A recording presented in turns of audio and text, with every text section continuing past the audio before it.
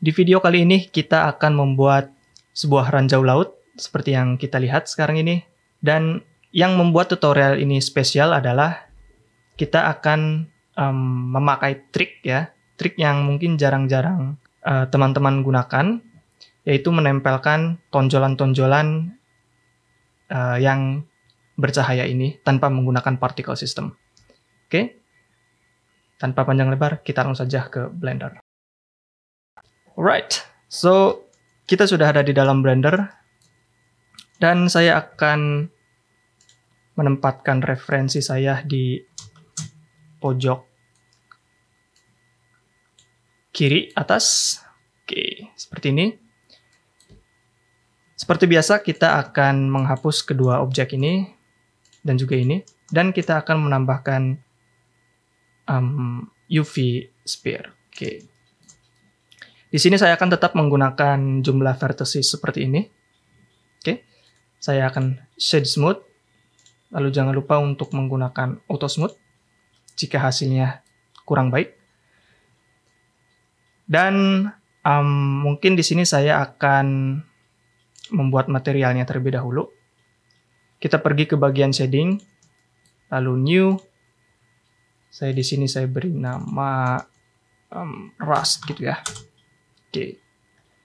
Di dalam file asset yang teman-teman download, di sini nanti ada folder seperti ini. Teman-teman klik yang bagian material, kita akan memasukkan material ini ke dalam Blender. Di sini ada color, kita masukkan. Oke, lalu di sini ada metalness untuk metallic.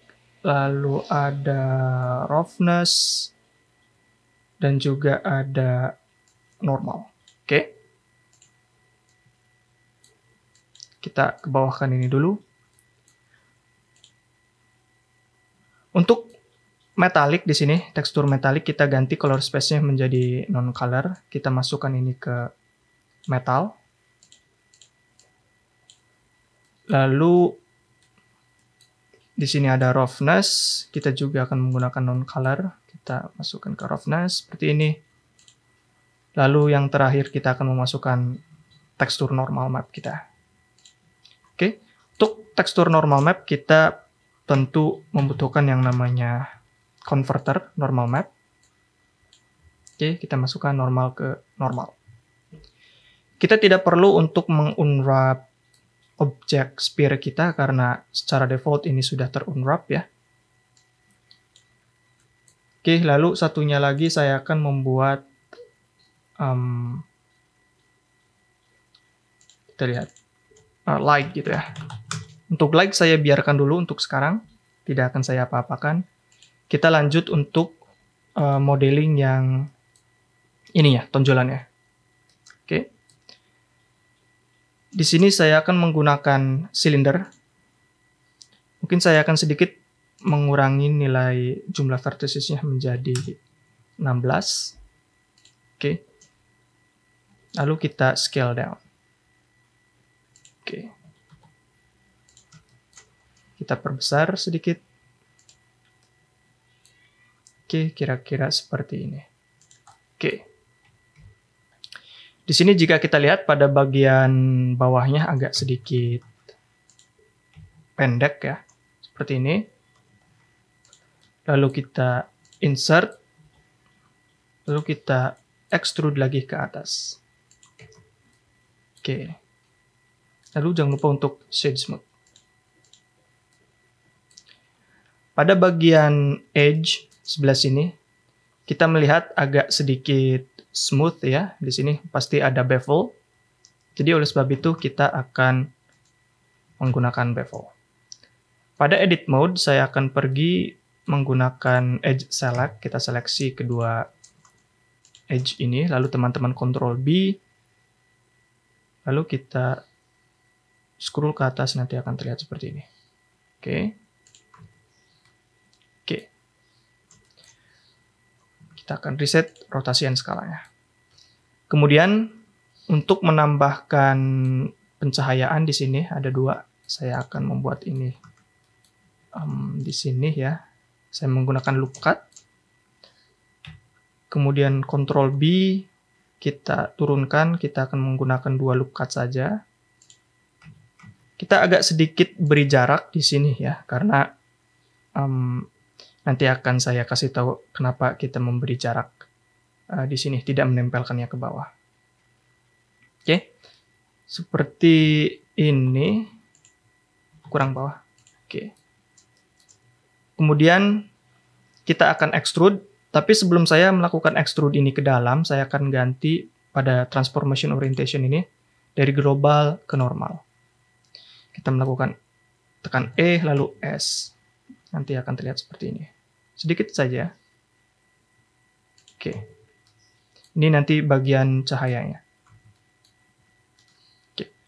Kita akan melakukan hal yang sama ke bagian yang atasnya. Di sini.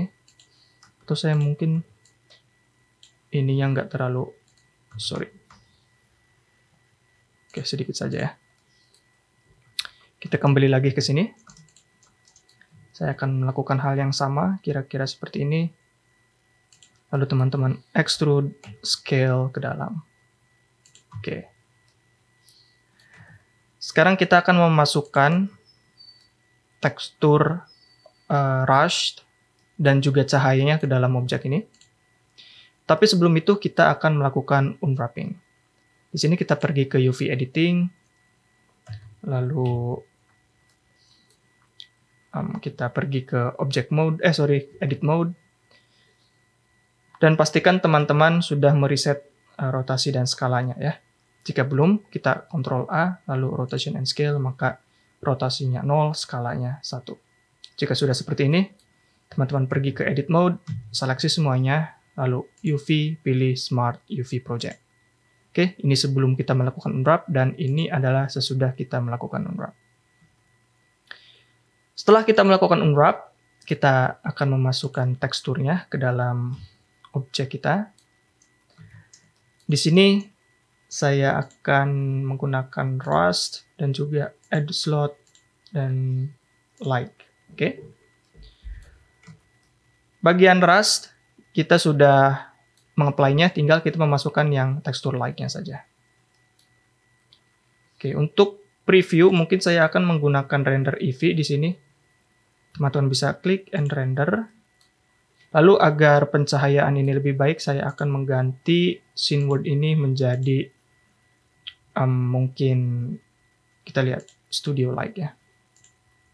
Oke.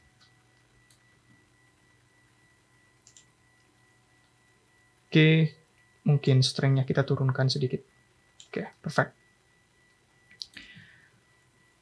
Pada bagian light, di sini saya akan pergi ke edit mode, lalu teman-teman seleksi yang bagian yang ingin bercahayanya, seperti ini. Lalu klik light-nya, klik assign. Oke, nanti dia akan berubah. Sekarang kita mengedit material light-nya. Untuk material light, di sini ada Principled BSDF. Teman-teman pergi ke bagian emisi. Emisi ini artinya cahaya ya. Kita akan pull dia ke atas, lalu beri warna mungkin merah ke merah ke inian mudaan, merah muda. Oke. Di sini masih belum terlihat cahayanya. Kita akan masukkan emisinya 100. Lalu pada bagian render engine di sini ya, pada bagian render properties, teman-teman melihat yang namanya bloom.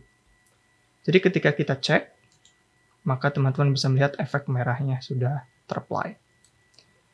Karena efeknya terlalu berlebihan, saya akan mengurangi nilainya menjadi 20 atau 30, kisaran itu.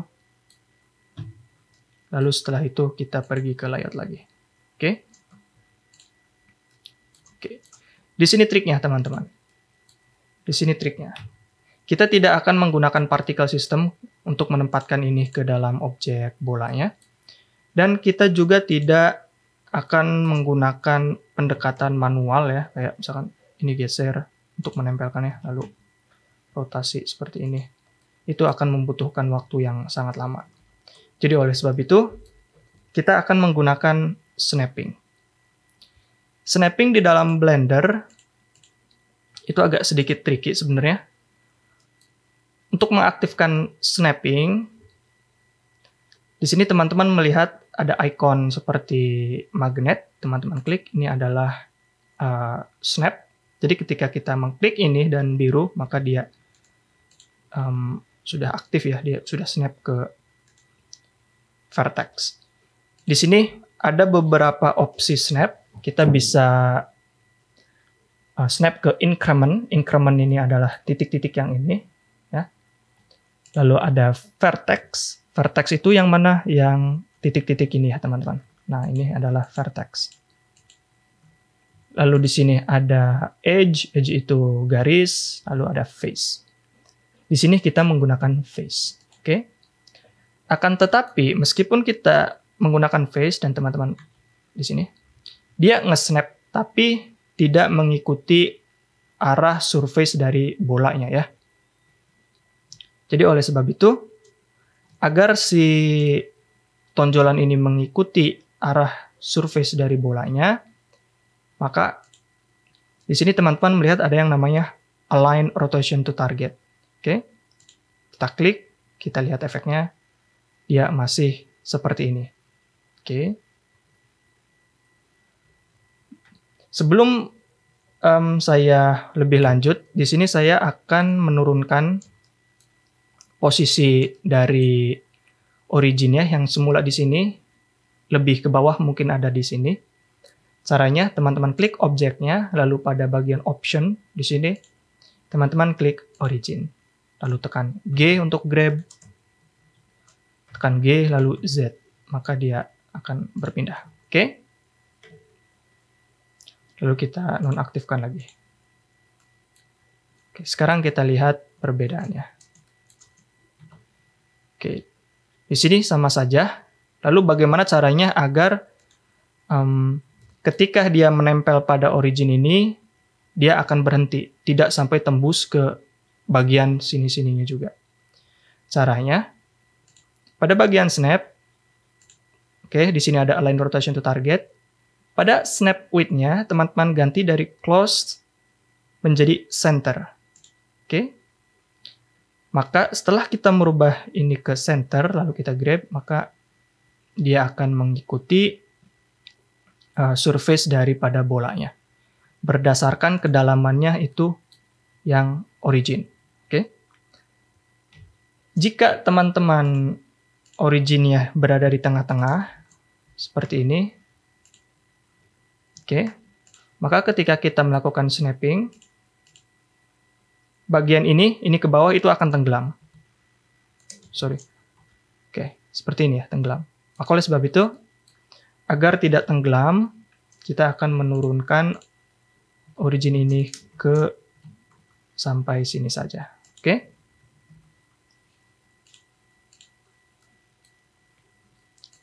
Kita lakukan snapping. Sorry, aktifkan snappingnya. Nanti akan seperti ini. Oke, saya akan tempatkan ini dan akan percepat ketika kita sudah selesai menempatkan tonjolan ini ke beberapa lokasi di bolanya.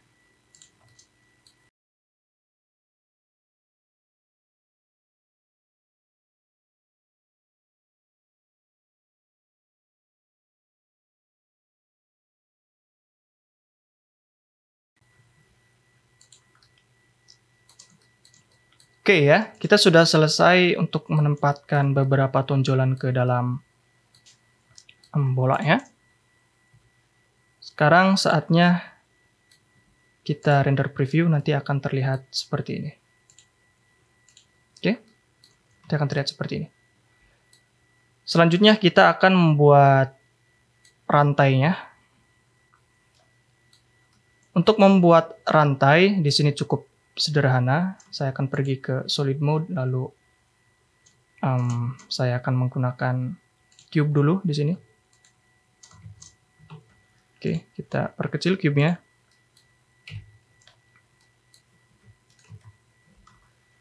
Oke, kita buat ini agak sedikit persegi panjang. Oke, kita scale and rotasi, kita Ctrl B, seperti ini. Oke, lalu kita unwrap untuk memasukkan teksturnya. Kemudian sebelum saya membuat rantai, mungkin saya akan menempatkan kameranya terlebih dahulu. Oke. Kita kita aktifkan kamera to view agar kita bisa bergerak di dalam kameranya. Oke, kira-kira seperti ini. Oke.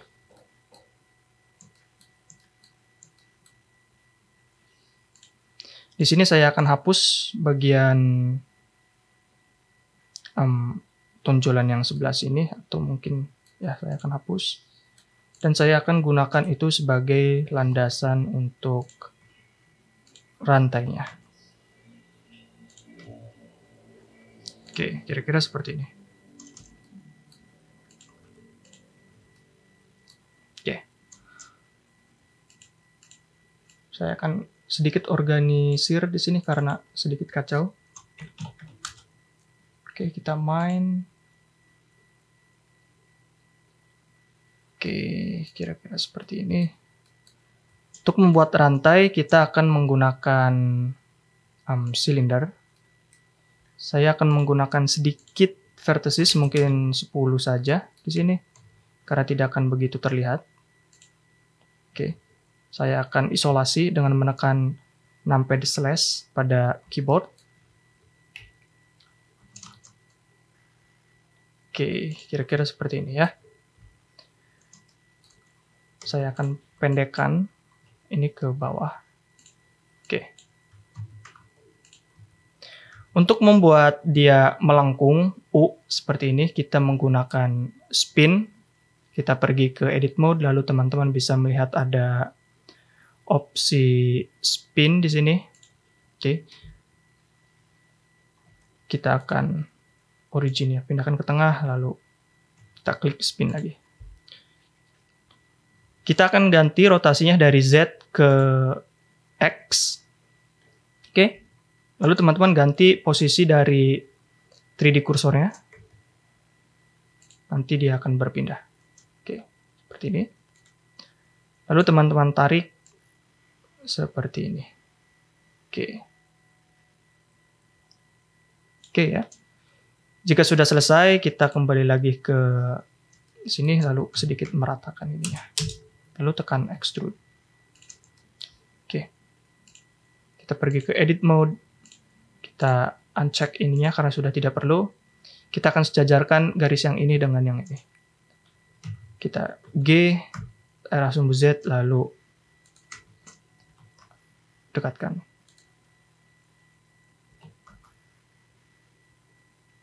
Oke, ini agak sedikit. Oke.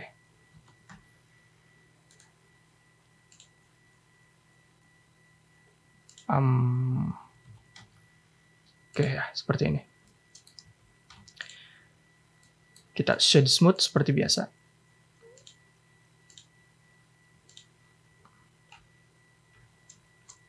Karena ini terlalu besar, saya akan perkecil.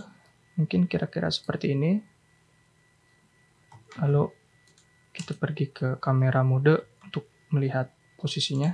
Oke, di sini ya. Kita akan ke ataskan. Kira-kira seperti ini.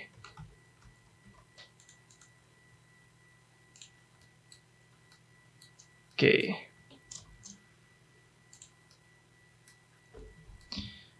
Kemudian saya akan duplikat ininya. Seperti ini. Saya akan isolasi lagi. Agar dia menempel ke sini ya, saya akan menggunakan mirror. Di sini teman-teman pergi ke modifier properties, lalu kita pilih mirror. Oke, kita akan mirror ke arah sumbu Z sini dan aktifkan clipping.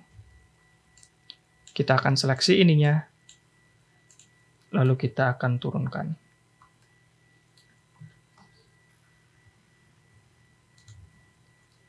Sebentar ya. Seharusnya kita tidak, tapi ternyata di sini masih bisa. Kita lihat. Oke. Sorry.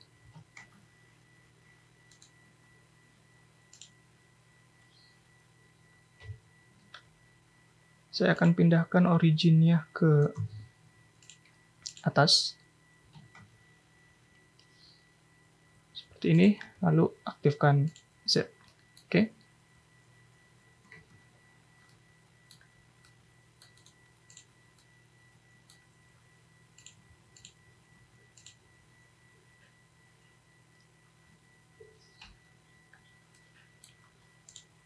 Kita akan sesuaikan ininya.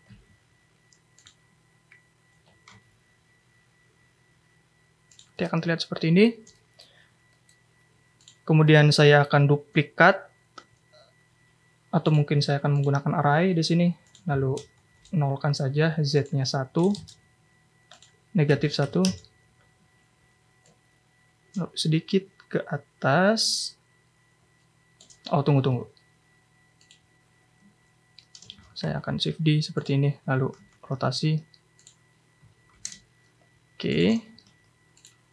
Saya akan apply mirror-nya.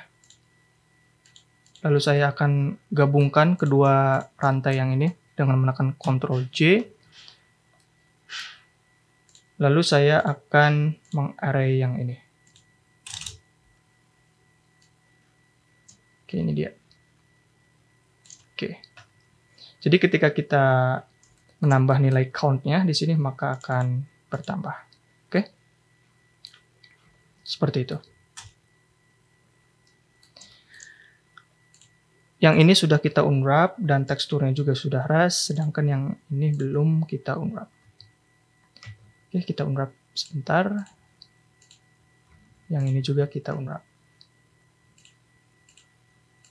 Oke. Dia akan terlihat seperti ini. Kita masukkan dulu teksturnya. Oke, perfect. Oke. Setelah kita membuat ini, sebenarnya kita sudah selesai ya dalam tutorial kali ini. Dan untuk membuat gambar seperti ini, teman-teman tinggal duplikat saja.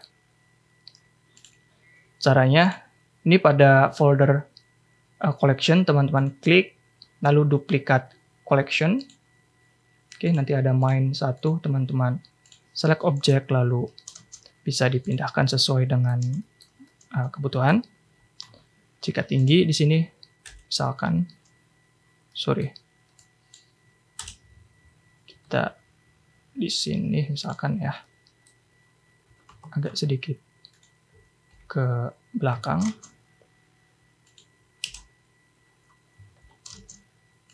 Sini, lalu untuk memperpanjang ininya rantainya, teman-teman pergi ke bagian main, lalu pada silinder di sini ada array, kita bisa menambahkan sesuai dengan situasi. Oke. Selanjutnya tinggal teman-teman render saja. Oke, jadi cukup sekian untuk tutorial kali ini. Jadi kita sudah ada menampilkan trik snapping di sini ya. Mungkin jarang teman-teman juga menggunakan metode ini karena sebenarnya kita juga bisa menggunakan particle system. Tapi di beberapa kasus mungkin kita tidak ingin menggunakan particle system, melainkan metode yang seperti ini. Oke, sampai jumpa di video tutorial berikutnya. Saya Farhan. Bye-bye.